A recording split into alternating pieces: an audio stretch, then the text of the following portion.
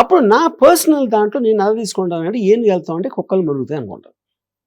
But does it play out exact like that? I don't know. ఎందుకంటే వేరే వాళ్ళు కూడా న్యూట్రల్ పీపుల్ కూడా ఈ రామగోపాల్ ఇలా అన్నాడా, అవును, ఎందుకంటే హెడ్లైన్ చదువుతారు ఎవరు, అంతే. లోపల ఎవడు చూడ అసలు ఆ ఉన్న కంటెంట్లో లోపల అది నేను అన్నానా లేదా అనేది తెలీదు.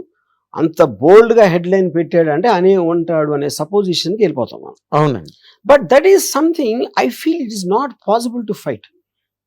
యూనో అప్పుడు మనం ఇప్పుడు నేను అడవి అనుకోండి, మొత్తం అడవిలో తోడేలు ఉంటుంది, నక్క ఉంటుంది, లేకపోతే పులి ఉంటుంది, తొండ ఉంటుంది, కోతి ఉంటుంది, అన్నీ ఉంటాయి.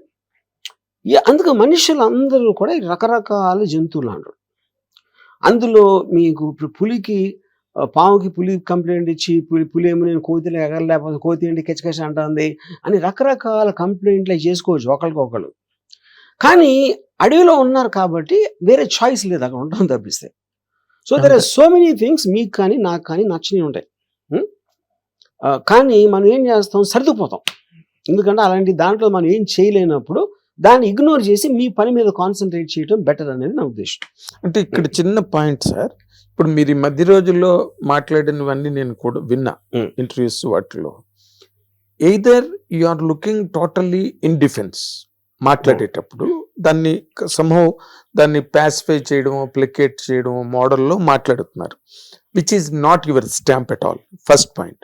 ది సెకండ్ పాయింట్, మిమ్మల్ని మీరు అప్రైట్గా ప్రూవ్ చేసుకోవాలి అంటే somewhere you have to be very pungent, you have to be very stern. మీరు వర్మ స్ట్రోక్ బలి తగిలిందిరా అని అనిపించే సందర్భం అన్నది ఎక్కడ కూడా after 25th, after police got into action are set to get into action, అది లేదు మీ మాటల్లో. You are just analysing, you are just దాన్ని ఎలా విడమర్చి ఎలాగ చెప్పాలి పబ్లిక్ కి లేకపోతే మీడియాకి. నా main point, I'm just very logical and rational person. Of course that's true. ఇప్పుడు నేను ఒక పాము నన్ను కాటేయటానికి వచ్చిన, నేను ఆ పాము విషంలో ఏముంటుంది, దాని స్పీడ్ ఏంటి, దాని నేచర్ ఏంటి, వాట్ ఇట్ థింగ్స్, అండ్ నేను అలా ఆలోచిస్తాను. అంతేగాని నేను పాముకి భయపడను, కోపం రాదు, దాన్ని కసితో చంపాను. That is my nature of my mind is like yes, I know. That I agree, context of that I agree. అందుకని నేను I try to this analyse. కానీ అనలైజ్ చేసినా కూడా వాళ్ళకి అది సూట్ అవ్వదు కాబట్టి వాళ్ళు అగ్రెషన్ వేస్తారు. ఏం పీక్కుంటారో పీక్కోండి అనేది అగ్రెషన్. అది ఛాలెంజ్ చేసి ఎవరినో చేయటానికి. See, the police are doing their duty. Everybody is doing their duty. నేను ఇన్స్టిట్యూషన్స్ కానీ ఎవరిని కానీ ఇంతవరకు నేను ఫలానా కూడా వెనకాల ఉన్నారని నేను చెప్పలేదు. ఉన్నారని అర్థమవుతుంది. ఎందుకు అర్థమవుతుంది, 5-6 చోట్ల ఒకేసారి పెట్టారు 1 year తర్వాత అంటే దేర్ ఇస్ సమ్ క్లీన్. ఇప్పుడు ఆ ప్లాన్ మలీషియస్ ప్లానా, ఎంటర్టైన్మెంట్ కోసం చేస్తున్నారా, లేకపోతే what ever the reasons, the reasons can be many, it might not be one or two. So అప్పుడు నేను అంటే నాకున్న overall knowledge of the whether it is law, whether it is a social psychology, whether it is a phenomenon of social media in terms of what it does, దాంట్లో నుంచి ఒక understanding లోంచి నేను ఒక అనలిస్ట్ లాగా చెప్తున్నాను. My case is not important. What is important is to understand the fundamental basis and nature of this. నా case process లో ఏమైతే అది అవుతుంది, అది దాని గురించి మాట్లాడే మీనింగ్ లేదు. ఎందుకంటే ఎగ్జాక్ట్లీ. అయితే ఇక్కడ పోలీస్ ఈ రోజు వరకు కూడా మిమ్మల్ని వచ్చి వెళ్ళారు, మీరు దొరకలేదు, దే వెంట్ అవే, తర్వాత మళ్ళీ మీ మీద ఏవి అంత యాక్షన్ అన్నది ఇప్పటి వరకు కనిపించలేదు. అంటే is there any thing that going between you and police? నాకు ఇంతవరకు నన్ను వాళ్ళు కమ్యూనికేట్ కూడా చేయలేదు నాతో ఇంతవరకు. Last message I got is inspector గారి దగ్గర నుంచి నాకు వచ్చింది. నేను రిప్లై ఏదైతే ఇచ్చాను ఫస్ట్ టైం నేను పంపింది, ఫస్ట్ నోటీస్కి నాకు టైం కావాలంటే ఓకే కమ్మను 25th రండి అని నాకు అదే దాంట్లో పంపించారు. అదే మెసేజ్కి నేను మళ్ళీ further time and virtual appearance అడిగాను, దానికి రిప్లై రాలేదు. ఆ పంపించిన 20 నిమిషాలు వచ్చారు పోలీసులు. అంటే వాళ్ళు ఆల్రెడీ ఉన్నారు ఇక్కడ ఆ కాంటెక్స్ట్. తర్వాత వెళ్ళిపోయారు. తర్వాత ఇంతవరకు నా కమ్యూనికేషన్ లేదు. ఇప్పుడు మొత్తం అంతా మిగతాదంతా మీడియా తయారు చేసిన స్టోరీ. మీడియా యాక్షనే ఉంది అందులో. అంతే. అయితే ఇందులో ఇంకొక పాయింట్ సార్, మొన్న ఎక్కడో మీరు మాట్లాడుతూ ఒక మాట అన్నారు, social media is meant to share knowledge, share opinions among people, among everybody. అలాంటిది ఎక్స్పెక్టెడ్ సోషల్ మీడియా అంటే. But on the other side diagonally opposite side జరుగుతుంది అన్నది మీ నోట్లోంచి వచ్చిన. ఇప్పుడు మీరు ఏదైతే చేశారో, ఫర్ ఎగ్జాంపుల్ వాళ్ళ మీద మీమ్స్ లాగా లేకపోతే తయారు చేసి పెట్టారు కదా ఒక టైంలోని, did it not look to you like that diagonally opposite to the nature of the media, nature of the social media? ఇప్పుడు మీరు కొన్ని వాటి మార్ఫింగ్ అంటారా లేకపోతే ఇన్ యువర్ టెర్మినాలజీ మార్ఫింగ్ ఫోటోలు పెట్టారు, పవన్ కళ్యాణ్ గారు, లోకేష్ అండ్ చంద్రబాబు నాయుడు గారి మీద పెట్టారు. ఆ పెట్టినప్పుడు మీకు మొన్న ఏదైతే మీరు స్టేట్మెంట్ అన్నారో అప్పుడు మీకు స్ఫురించలేదా అది, మనం we're doing or we're acting on the wrong side of social media being an intellectual person? Wrong side అనేది ఫస్ట్ రాంగ్ రైట్ ఎలా డిటర్మిన్ చేస్తారు మీరు? అదే కదా మీరు వేగ్నెస్ ఇందాక. According to the latest statement that has come out of you, నేను ఇది అడుగుతున్నాను సార్. నేను మిమ్మల్ని క్లోజ్ గా అంటే సోషల్ మీడియా ఒరిజినల్లీ వచ్చినప్పుడు the founder said this is an excellent platform for sharing ideas, having a common growth and blah blah blah blah. అది exact గా ఆపోజిట్ చేస్తాను. ఎందుకంటే ఏది మీరు వాళ్ళు కన్సిడర్ తీసుకోలేదు. The diversifies, it is started helping in polarising.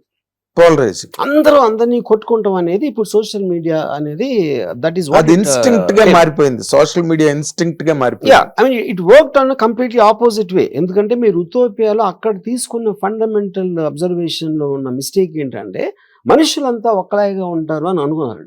ఉండరు. మనుషులందరూ వేరే వేరేగా ఆలోచిస్తారు. వాళ్ళ లాయల్టీస్ వేరు ఉంటాయి, వాళ్ళ అంబిషన్స్ వేరు ఉంటాయి, వాళ్ళకున్న ఫ్రస్ట్రేషన్స్ వేరు ఉంటాయి. ఇప్పుడు ఫర్ ఎగ్జాంపుల్ నేను రెండు రోజుల క్రితం డొనాల్డ్ ట్రంప్ది ఒక మీమ్ పెట్టాను. కమలా హారిస్ క్షవరం చేస్తున్నాడు, ఆర్టిఫిషియల్ క్రియేట్ చేశాడు. ఇప్పుడు ఘోరంగా ఓడించాడు అనే దానికి ఒక ఎక్స్ప్రెషన్, అది ఒక కామెడీకి ఎక్స్ప్రెషన్. ఒకడేమంటాడు, డొనాల్డ్ ట్రంప్ని మంగళుడు అంటున్నావా అంటాడు ఒకడు. ఇంకోడేమో స్త్రీని అంత చులకంగా చూస్తున్నావా, గుండు కొట్టేస్తున్నావా అంటాడు ఒకడు. అంటే ఇప్పుడు దాని వల్ల ఏం తెలుస్తుంది, మీరు ఏమన్నా ఏది చేసినా వేరే వేరే పర్స్పెక్టివ్లో చూస్తారు. కామన్ పర్స్పెక్టివ్ అని ఉండటానికి ఛాన్స్ లేదు. అప్పుడు మీరు ఇంకోటి ఏం చేయాలి, ఇప్పుడు ఎక్స్ప్రెషన్ ఆఫ్ ఫ్రీడమ్లో మీరు ఎలాంటి నేచర్ తీసుకున్నారు అనే దాని మీద 100 years నుంచి జరుగుతున్న డిబేట్ లో ఏంటి, ఏది టూ మచ్, అది మళ్ళీ మనం అక్కడికి వస్తున్నాం. ఇప్పుడు జార్జ్ ఆర్వెల్ యానిమల్ ఫార్మ్ అని ఒక బుక్ రాశారు. ఆయన ఏం చేశారు, his expression of why communism is not going to work context the డెమోక్రసీలో వర్కౌట్ అవ్వదు అనేది ఒక తన థియాలజీ ఇవ్వటానికి ఏం చేశాడంటే యానిమల్ ఫామ్లో ఫామ్ హౌస్ పెట్టి మన సొసైటీలో ఉన్న అందరినీ జంతువుల్లో పందులు, గుర్రాలు, గాడిదలు ఈ అన్ని పెట్టి we represented each of us the thinking difference కానీ హ్యూమన్ డిఫరెన్సెస్ యానిమల్స్ లో పెట్టాడు. Through the animals. So that's one of the greatest books written in history. కానీ అప్పుడు మీ దాన్ని ఇప్పుడు వచ్చింది అనుకోండి, ఆ బుక్ రష్యన్స్ కమ్యూనిస్టుల పందులు అంటావా అంటారు. ఆడు గుర్రమా, వీడెవడో ఇదా అదా అది వస్తుంది. అప్పుడు మీరు చదివేసి ఊరుకున్నారు. సోషల్ మీడియా లేదు, మీ నోరుకి ఎక్కడ మీకు ఒక ఏముంటుందని దానికి ఒక అవుట్లెట్ లేదు కాబట్టి చదివేశారు. ఇప్పుడు యానిమల్ ఫామ్ వస్తే ఎవరికి నచ్చదు. అంటే ప్రతి ఒక్కళ్ళు ఆడి ఇది ఉంటుంది. అంటే తులసి దళం లాంటి ఒక నవలని ఎండమూరి వీరేంద్రనాథ్ గారు పంపిస్తే పురాణం సుబ్రహ్మణ్య శర్మ గారు నేను పబ్లిష్ చేయనిది ఆంధ్రజ్యోతి వీక్లీలోని అని అప్రైట్ గా దాన్ని రిజెక్ట్ చేశారు. ఎందుకంటే it is not a content really that all can read in common అనే పాయింట్ మీద. ఇక్కడ మీ వరకు వచ్చేసరికి ఏమైందంటే Varma garu, you are not just a common man. Varma, Ram Gopal Varma as a person, as a maker, as an icon is somewhere else in the view of the public, in view of the media, మేమందరం మిమ్మల్ని చాలా హైగా విల్ రెకన్ యూ అనే very high note నార్మల్గా. తర్వాత ఆ aspect లో ఏమైందంటే మీరు one way or the other, మీరు నాకు జగన్మోహన్ రెడ్డి అంటే చాలా ఇష్టం అని చెప్పడం, and the films or the content that you derived on screen that all went repugnant to Telugu Desam policies and Telugu Desam and Janasena కూటమి, అండ్ ఇవన్నీ కూడా అనుకోకుండా డెరివేషన్స్ కింద బయటకు వచ్చాయి. మీరేమో వీళ్ళకి ఎగ్నెస్ట్ గా అనిపించే కంటెంట్ వచ్చింది, మీరు ఎగ్నెస్ట్ గా తీసారని నేను అంట్లా. ఆ కంటెంట్ అన్నది it's nature is that is absolutely against these people. ఆ టైంలో మీవి ఆ ఫోటోలు రావడం, అండ్ మీరు స్టేజ్ మీద మాట్లాడేటప్పుడే రంగులేసుకున్న పవన్ కళ్యాణ్ అన్నాడు. I know you have lot of love and regard for Pawan Kalyan, you love his fan following and everything. మిమ్మల్ని మేము ఒక రకంగా అర్థం చేసుకుంటాం సార్, ఇది cinema media, and general public are understanding you otherwise. ఇక్కడ దీంట్లోని ఈ ఈ ఆస్పెక్ట్ ని మీరు ఎట్లాగా అడ్రస్ చేస్తారు సార్? ఇప్పుడు ఇక్కడ సింపుల్ పాయింట్ అండి. First there is expression and there is communication. Expression అనేది మీరు అనుకున్నది ఒక విధంగా చెప్పటం, కమ్యూనికేషన్ అనేది అవతల వాళ్ళకి అర్థమయ్యేలా చెప్పటం. If I'm communicating which means my primary purpose is for you to understand. Expressing అంటే I'm just expressing myself. అది మీ దగ్గరికి రీచ్ అయిందా, ఎలా రీచ్ అయిందా నేను పట్టించుకోను. కానీ ఇక్కడ కమ్యూనికేషన్ అనేది ద మీనింగ్ ఇప్పుడు మారిపోయింది. ఎందుకు మారిపోయిందంటే I can communicate possibly to 1 or 2 people. I can't communicate to thousands. ఎందుకంటే మీరు చెప్పిన దానికి అర్థం వినేవాడు అర్థం చేసుకుంది. వినేవాడు దాన్ని ఏ కలర్లో చూస్తున్నాడు, వాడు ఏమనుకుంటున్నాడు. ఇప్పుడు ఫర్ ఎగ్జాంపుల్ నేను ఏదో నవ్వుతే ఏదో చెప్పాను అనుకోండి, ఇప్పుడు ఏడవలేక నవ్వుతున్నాడండి అని చెప్పచ్చు.